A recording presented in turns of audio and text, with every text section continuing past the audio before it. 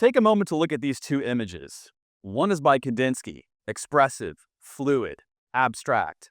The other is by Mondrian, structured, balanced, mathematical. Which one are you more drawn to? Your answer might hint at how your brain tends to process the world, but it's not the full story.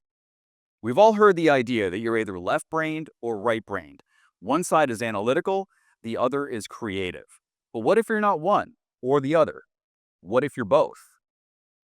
I want to start by sharing a bit of my story, not because it's unique, but because it reflects something a lot of people experience, a blend of logic and creativity that we don't always talk about. My parents grew up in South India, where practicality was the golden rule when it came to careers. The message was clear: choose something stable. My dad became a textile engineer, and my mom studied accounting. My father loved photography and filmmaking, but as a career, that wasn't even on the table. It was seen as risky, unstable. My mom was especially against my artistic pursuits. She didn't want her son to be seen as a starving artist. In my parents' world, logic and security always won. The left brain path was the right one. I was born and raised in North America, where I encountered a very different mindset. While I held on to the values that my parents taught me, I also grew up believing to follow my own passions. And for me, that meant illustration and comics. Even though I did well in school, I was encouraged, like so many others, to treat art as a hobby, to be smart about my future. Follow my parents' advice. I earned a degree in engineering in both bachelor's and master's levels, and I started out designing silicon chips. It was the practical thing to do. But I didn't let go of my creative side. I found a way to blend the two, and that's where things really began to open up.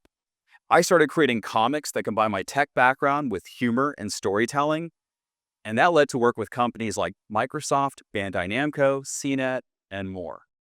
It turns out that when I embraced both sides of my brain, the creative and the analytical, that's when real opportunities started to appear.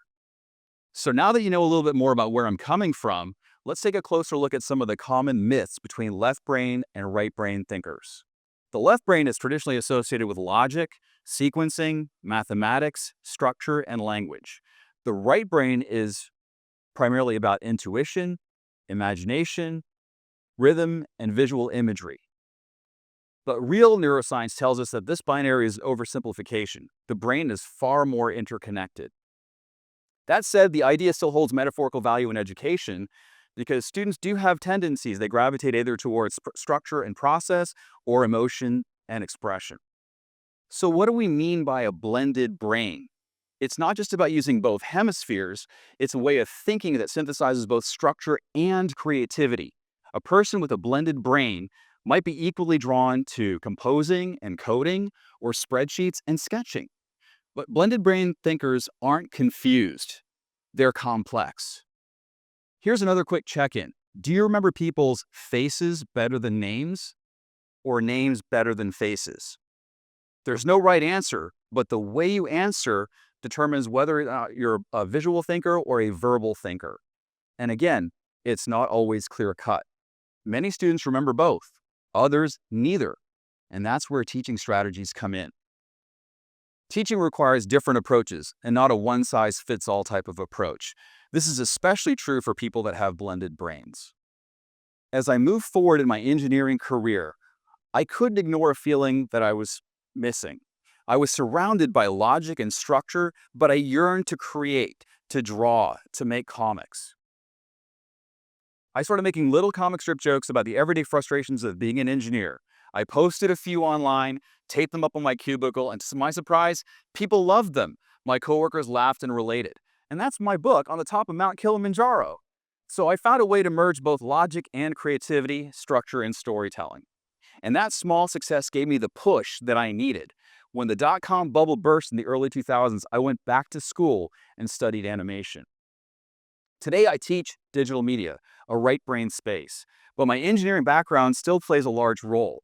It helps me design courses, create clear demos, and inspire my students to follow their own creative passions.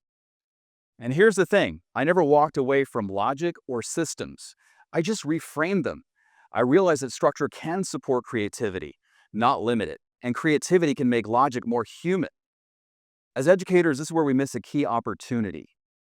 Blended brain students are those students that combine creative with analytical approaches that offer both structure and flexibility. They need open-ended prompts with clearly defined rubrics. And they benefit from assignments that value both experimentation as well as sequential thinking. These students excel when they're given the space to integrate storytelling with data and logic with emotion. By embracing project-based learning with built-in flexibility, we can better support their roles and unlock their ways of thinking, and in turn, unlock their true potential. We need to stop picking a side. Instead, we need to give them frameworks, not formulas. We need to let them pivot, let them build logic into art and emotion into research. And most importantly, give them time to reflect. What worked logically? What worked emotionally? Blended brain students are strategic innovators. They zoom out, they zoom in. They connect the dots that others don't see, and they toggle between various modes effortlessly if we give them permission. So let's rethink our assumptions. Let's design classrooms that don't ask, are you left-brained or right-brained, but rather, how can you use your whole brain?